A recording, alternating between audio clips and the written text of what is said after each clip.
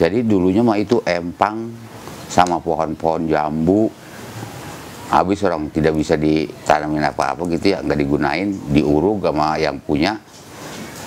Kebetulan ada Pak Sobari tuh, dia bikinin apa, dia minta lapak buat pemulung, begitu. Saya tinggal di Kebagusan, RT 9 RW 7, dan di situ saya mendirikan sebuah lapak. Itu kemudian teman-teman datang yang dari Jawa, Indramayu, Jawa Timur dan sebagainya, ngikut di tempat saya.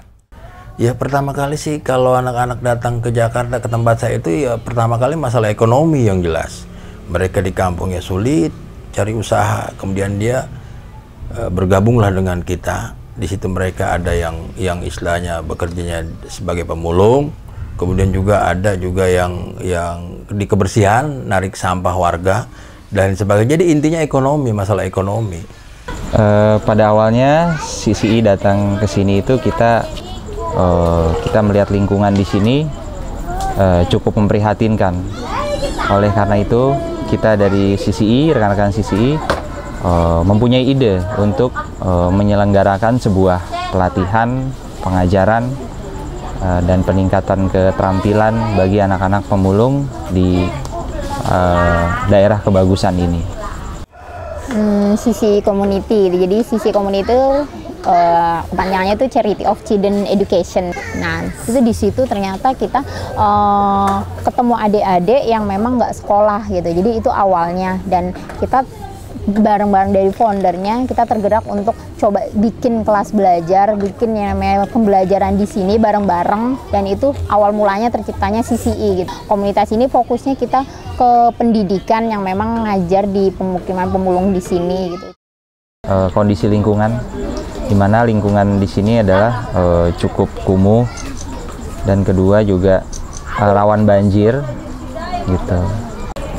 Kendalanya itu dengan ruang kelas yang ada pada sisi community itu hanya sebesar 3x3 aja, dan itu memang keadaannya sempit banget untuk ukuran anak sebanyak 70 anak yang harus belajar di sisi community.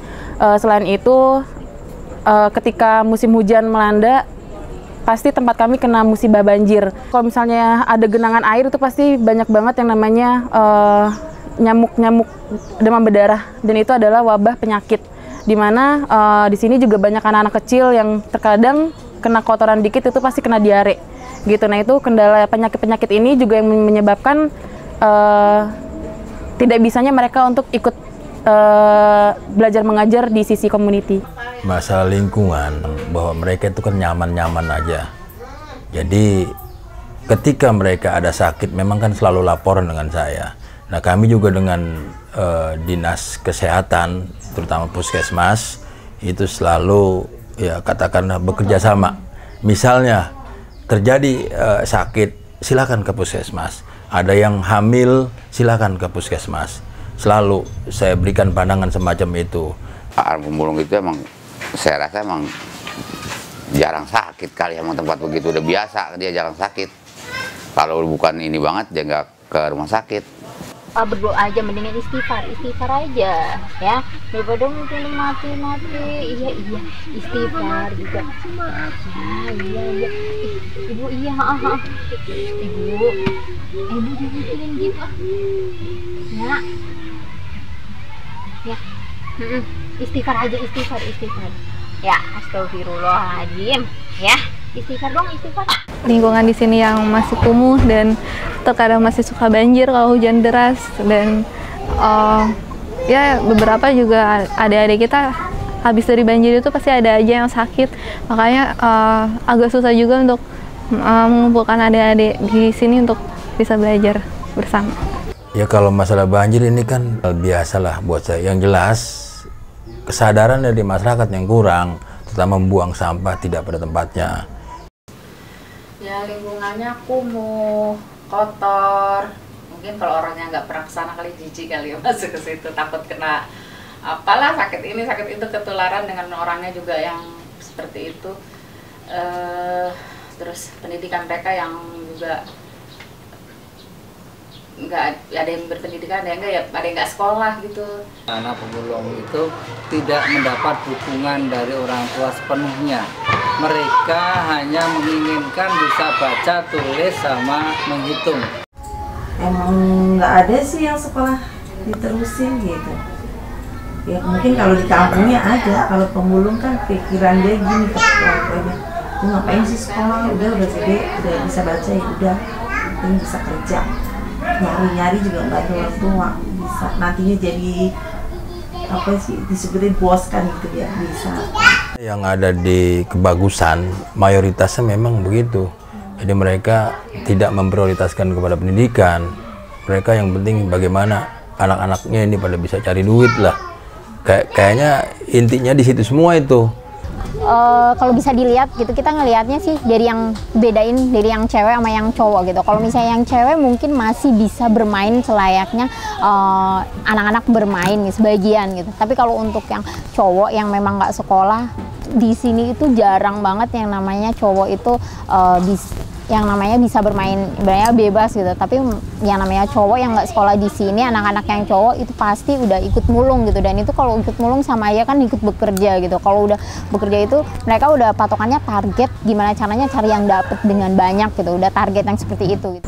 Kalau program selama ini yang sudah jalan adalah bimbel rutin tiap hari Sabtu ya. Kita mengadakan bimbel untuk pelajaran-pelajaran sekolah bagi anak-anak yang memang bersekolah. Yang kemudian hari Minggu kita ada pelatihan keterampilan seperti musik, bahasa Inggris, tari, dan kemudian seni-seni seperti melukis, seperti itu. Mengajarkan beberapa akhlak juga untuk mereka, biar mereka bisa menjadi manusia yang lebih baik lagi. Saya sih berharap ada perubahan, tapi kok kayaknya susah sekali. Saya udah hampir 13 tahun gitu di situ, kayaknya kok susah banget untuk merubah mereka. Disuruh kita aja kalau datang, kalau ngaji itu harus manggil-manggil dulu. Jadi kesadaran mereka emang rendah sekali ya dengan pendidikan sekolah maupun ngaji gitu. Di samping itu orang tuanya juga kayaknya kurang mendukung juga gitu. Anaknya main atau mulung, mestinya kalau emang itu hari ngaji ya dibilang lah, nanti pas jam sekian ada ngaji mak. Iya, betul. Jangan kan suruh sekolah, kalau ngaji aja kadang-kadang kalau ada sembakonya doang. Iya kan? Kalau ada kakak-kakak ada sembako mau ngaji, ada bunin ada sembako ngaji. Kalau nggak ada ya, pada sepi gitu. Anak-anak namanya juga. Ya sehari-hari kalau mulung, kalau dapat duit 40, misalnya kurang atau lebihnya, sehari itu duitnya buat beli makan aja habis. Satu, saya nggak punya biaya. Dua, nggak punya orang tua. Tiga, saya tinggal di sini sendirian. Mau nggak mau lah dia ikut sama kita, mulung lah. Artinya karena pekerjaan yang lain itu tidak ada, jadi udah mentok lah dia bekerja. Akhirnya dia bekerja sebagai ikut narik sampah, mulung dan sebagainya.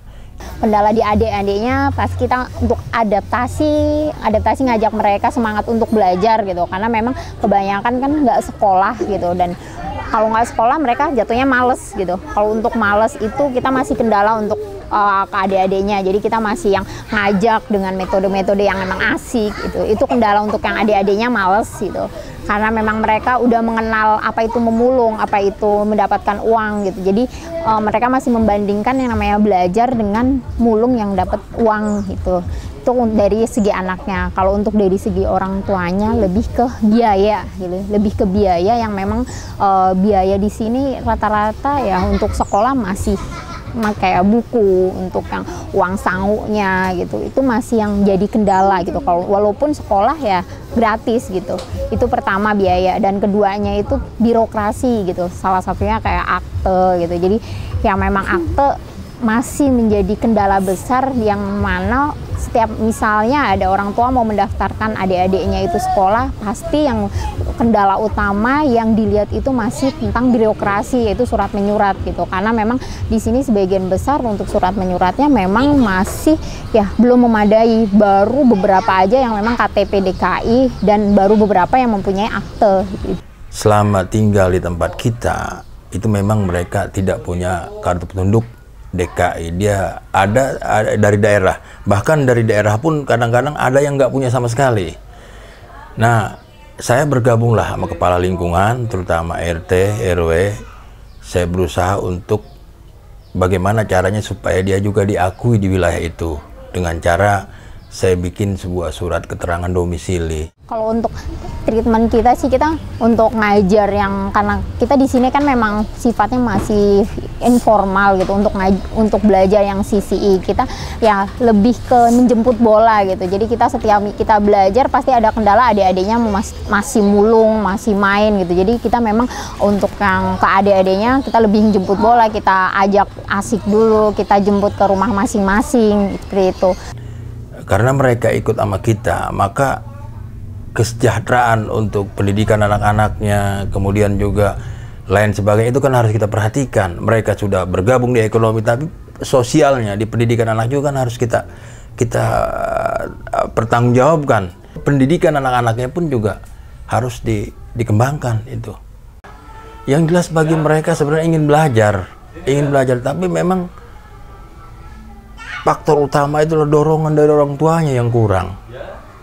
Seperti wanita-wanitanya agak besar sedikit aja kadang-kadang dikawinin, dia SMP dia ini. Ya yang jelas dorongan dari orang tuanya yang kurang. Maka seringkali saya minta sama adik-adik para mahasiswa diberikan dorongan baik kepada orang tuanya maupun kepada anaknya supaya terus mereka belajar, agar mereka sama, setaraf dengan orang-orang lain. Mereka berhak mendapat kehidupan yang layak, pendidikan yang layak, agar mereka betul-betul katakan hidup bermanfaat lah untuk ke depan, terutama untuk keluarganya. Nah, harapan dari kita sendiri sih, kita pengen nyoba buat suatu program yang dimana program itu nanti kita menghimpun kakak-kakak asuh. Jadi kita mencari donatur tetap, dimana nanti per bulannya itu uang dari kakak-kakak asuh ini itu kita manfaatkan untuk sekolah adik-adiknya gitu. Sekarang kalau misalkan sekolah udah gratis, nah tapi untuk biaya transportasi mereka, untuk pulang pergi dari sini ke sekolah, biaya makan, terus biaya pembelian buku itu kan masih belum ada gitu. Karena di orang tua sendiri juga mengalami kesulitan ekonomi, jadi ya kita mau nyoba untuk biayain mereka ke arah situ. Kita coba untuk cari informasi dari kayak YLBHI, atau memang kayak kemarin kita juga udah coba ke Komnas Anak, yang memang sebenarnya untuk yang orang-orang yang urbanisasi seperti ini sebenarnya tanggapannya seperti gimana. Kita lagi mencari informasi ke situ gitu. Sebenarnya yang namanya di sini adik-adiknya bakat dan kepandaiannya itu luar biasa gitu. Jadi yang namanya tahun kemarin kita ada yang namanya Desi, itu masuk Olimpiade Sains tingkat nasional dan itu masuk ke semifinal gitu. Itu salah satu bukti yang memang adik-adik di sini ya nggak serendah yang masyarakat, khususnya masyarakat sini mereka pandang gitu. Karena kan selama ini ya masyarakat sekitar, khususnya sekitar sini dan umumnya orang-orang itu ngelihat yang namanya masyarakat pemulung tuh orang yang memang sedikit nggak punya kemampuan untuk di pendidikan, tapi sebenarnya untuk yang pendidikan mereka itu luar biasa gitu. Jadi harapannya ya saling peduli aja gitu. Kita pingin menjadi seorang ya ibaratnya untuk memulai kepedulian masyarakat di luar sana gitu. Mungkin awalnya dari kita, tapi masyarakat di luar sana yang punya kepedulian, ayo bareng-bareng untuk memperhatikan keluarga yang di sini juga gitu. Saya berharap ya supaya ada perhatian lah, terutama dari pemerintahan, apakah itu dari dinas sosial yang betul-betul mengayomi orang-orang semacam ini, ya entah itu donatur ataupun ya pemerintahan yang bisa memprioritaskan sebuah tempat, ya tempat anak-anak, terutama anak-anak ya katakanlah yang mereka yang bekerja sebagai para pemulung atau pengais sampah, penarik sampah. Kemudian mereka juga diberikan situ ada sebuah pendidikan yang kebetulan mereka mungkin kalau ikut pendidikan yang secara wajar mereka tidak mampu, supaya diprioritaskan. Harapan kami buat adik-adik CCI adalah mereka bisa mendapatkan pendidikan yang layak, selayaknya anak-anak di luar sana yang memang seusia mereka. Berharap kedepannya itu ada pihak-pihak tertentu yang memang mengerti akan kondisi ini yang bisa membantu mereka. Kalau orang tuanya pemulung, kalau bisa anak-anak jangan sampai jadi pemulung. Cita-cita saya sih cita-citanya mau jadi marinir.